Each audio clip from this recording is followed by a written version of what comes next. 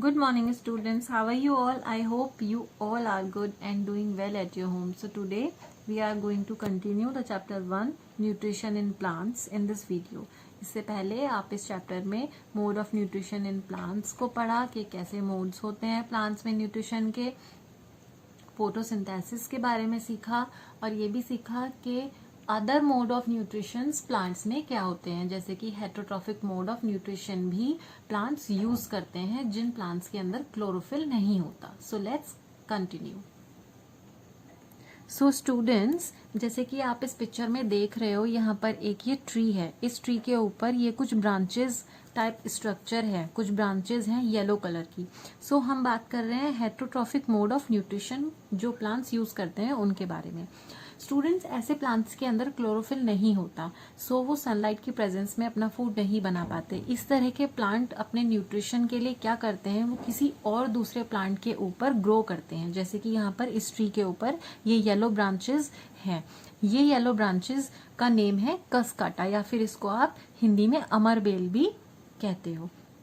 सो ये जो प्लांट होते हैं इनको पैरासाइट्स कहा जाता है, क्योंकि ये किसी दूसरे प्लांट के ऊपर ग्रो करते हैं, और जिस प्लांट के ऊपर ये ग्रो करते हैं उस प्लांट को होस्ट प्लांट कहा जाता है. ये प्लांट उस होस्ट प्लांट के न्यूट्रिशन को अपने अंदर एब्जॉर्व कर लेते हैं और उससे न्यूट्रिशन लेते हैं. सो ये एक हेटरोट्रॉफिक मोड ऑफ न्यूट्रिशन है. सो स्टूडेंट्स, नेक्स्ट आप देख रहे हैं एक प्लांट की इमेज है, इसका नेम पिक्चर प्लांट है. ये इंसेक्टिवोरस प्लांट है. इंसेक्टिवोरस प्लांट्स वो होते हैं जो इंसेक्ट ईटिंग प्लांट्स कहलाते हैं. ये प्लांट्स भी heterotrophic mode of nutrition use करते हैं, क्योंकि ये खुद से अपना फूड प्रिपेयर नहीं कर सकते, ये दूसरे इंसेक्ट पर डिपेंड करते हैं. सो ये जो प्लांट है इसका जग लाइक स्ट्रक्चर होता है, जैसे कि आप देख भी रहे हो. इसके अंदर बहुत सारे हेयर्स होते हैं जो डाउनवर्ड डायरेक्शन में होते हैं. इसमें जब भी कोई इंसेक्ट आकर के बैठता है तो ये लिड क्लोज हो जाती है, और उन हेयर्स के अंदर जो इसके अंदर है उनके अंदर वो उलझ जाता है, फंस जाता है, बाहर नहीं निकल पाता. फिर ये प्लांट उस इंसेक्ट के सभी न्यूट्रिएंट्स को एब्जॉर्व कर लेता है, उसे खा लेता है. तो ये जो प्लांट है ये भी heterotrophic mode of nutrition use करता है. इस तरह के प्लांट्स जो इंसेक्ट खाते हैं वो इंसेक्टिवोरस प्लांट कहलाते हैं. इस प्लांट का नेम पिक्चर प्लांट है. इस तरह का एक प्लांट और भी है जिसका नेम है Venus fly trap. So students, next topic है सेप्रोट्रॉफ्स. सेप्रोट्रॉफ्स क्या होते हैं? Saprotrophs are an organism which gets its nutrients from dead and decaying organic matter. Saprotroph वो ऑर्गेनिजम्स होते हैं जो अपना न्यूट्रिएंट्स किसी डिके और डेड ऑर्गेनिक मैटर से लेते हैं. फॉर एग्जाम्पल, जैसे कि हम सब ब्रेड तो खाते ही हैं. अगर ब्रेड को बहुत दिन तक ऐसे ही रखे रहने देते हैं तो उसमें कुछ फंगस लग जाती है व्हाइट और ग्रीन कलर की. और इस तरह से आपने दूसरी लकड़ियों में भी देखा होगा, जो लकड़ियां बहुत ज़्यादा सड़ जाती हैं और मिट्टी में रहती हैं, काफ़ी समय तक के लिए गीली होती हैं, तो उनमें भी फंगस लग जाती है. ये सब जो है ये सेप्रोट्रॉफ ऑर्गेनिज्म कहलाते हैं.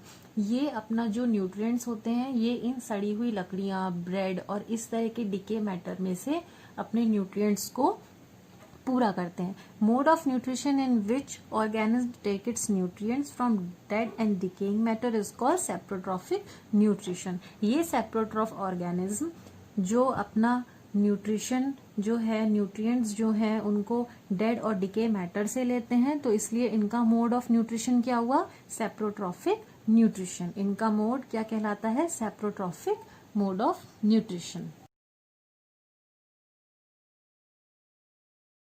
सो स्टूडेंट्स, नेक्स्ट हम पढ़ेंगे सिम्बायोसिस. सिम्बायोसिस क्या होता है? Some organism live together and share both shelter and nutrients. This relationship is called symbiosis. कुछ ऑर्गेनिज्म जो हैं वो शेल्टर और न्यूट्रिएंट्स को शेयर करते हैं आपस में. ये रिलेशनशिप सिम्बायोसिस कहलाता है. इसे एक एग्जाम्पल से समझेंगे. जैसे कभी कभी शायद आपने किसी प्लांट को देखा होगा, उसकी रूट को, उसमें किसी प्लांट्स की रूट में फंगस लगी होती है. सो उस रूट और फंगस के बीच में सिम्बायोसिस का रिलेशनशिप होता है. कैसे? रूट जो होती है वो फंगस को शेल्टर प्रोवाइड करती है, और उसके रिटर्न में फंगस रूट को कुछ वाटर और न्यूट्रिएंट्स को प्रोवाइड करती है. तो वो एक दूसरे के साथ शेल्टर और न्यूट्रिएंट्स को शेयर करते हैं. तो उन दोनों के बीच में ये रिलेशनशिप क्या कहलाएगा? Symbiosis. Next, how nutrients are replenished in the soil.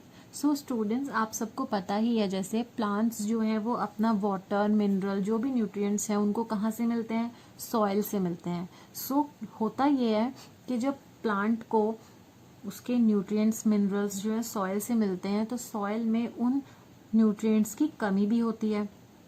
सो उस कमी को हमें पूरा करने के लिए कि प्लांट को वो प्रॉपर अमाउंट में हमेशा मिलते रहें, उसके लिए सॉइल में हमें टाइम टू टाइम अच्छे फर्टिलाइजर्स, नेचुरल फर्टिलाइजर्स और मैन्योर्स को, खाद को डालते रहना चाहिए ताकि प्लांट को बहुत अच्छे न्यूट्रिएंट्स मिल सकें, जैसे नाइट्रोजन, पोटेशियम, फास्फोरस, इस तरह के, और प्लांट बहुत अच्छे से ग्रो कर सके। सो स्टूडेंट्स, आई होप आपको ये चैप्टर अच्छे से समझ में आया होगा और आप घर में भी इसको अच्छे से रीड करेंगे। Thank you so much.